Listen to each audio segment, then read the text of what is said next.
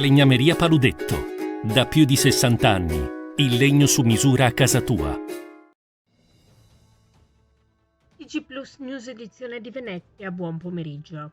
Apriamo il nostro notiziario con la cronaca.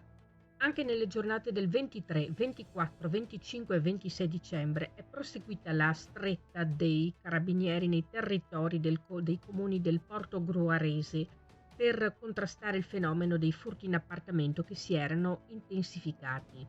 Centinaia i soggetti e i veicoli controllati.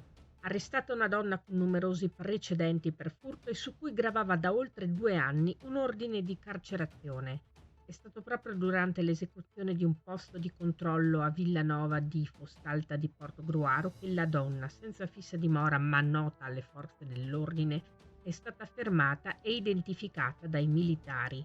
Riscontrata la presenza del mandato di cattura, la donna è stata portata in caserma e poi trasferita alla casa circondariale di Trieste, dove dovrà scontare 10 mesi di reclusione per evasione.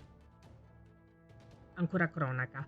Volge ormai alla chiusura un anno notevolmente positivo per la Polizia di Stato di Venezia. Nell'anno in corso sono stati effettuati 90 arresti e denunciati 540 episodi di reato a carico di persone note.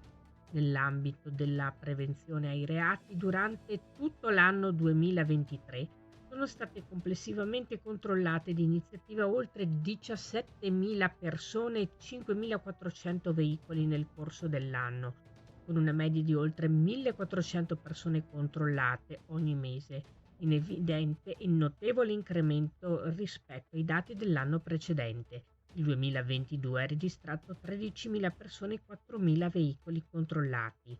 Sono state inoltre elevate 298 sanzioni amministrative, tra cui 176 sanzioni per violazione al codice della strada e 46 sanzioni per violazioni al codice della navigazione.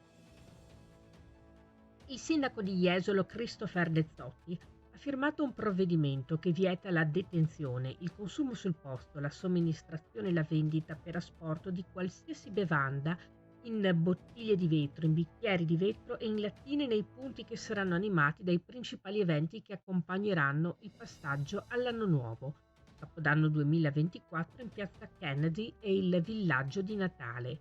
Per i trasgressori è prevista una sanzione di 200 euro. Una seconda ordinanza vieta invece lo sparo di mortaretti e simili, accensione di fuochi d'artificio e la rottura di oggetti in vetro. Per le violazioni è prevista un'ammenda di 103 euro e se il fatto è commesso in un luogo affollato la pena dell'arresto fino a 1 mese. E rimaniamo in argomento.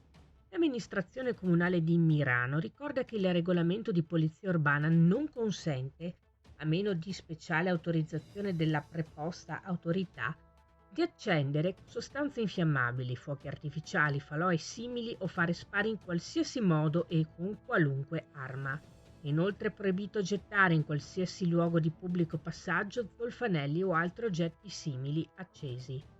Sia che festeggiamenti si svolgano presso le abitazioni private, sia presso locali o all'aria aperta, è importante mantenere un comportamento responsabile e rispettare tale divieto. Per i trasgressori si applica la sanzione amministrativa pecuniaria da 25 euro a 500 euro, salvo che dette trasgressioni non costituiscano reato ai sensi del codice penale o altra legge penale. Si chiude qui il nostro notiziario. Grazie per essere stati con noi. Arrivederci.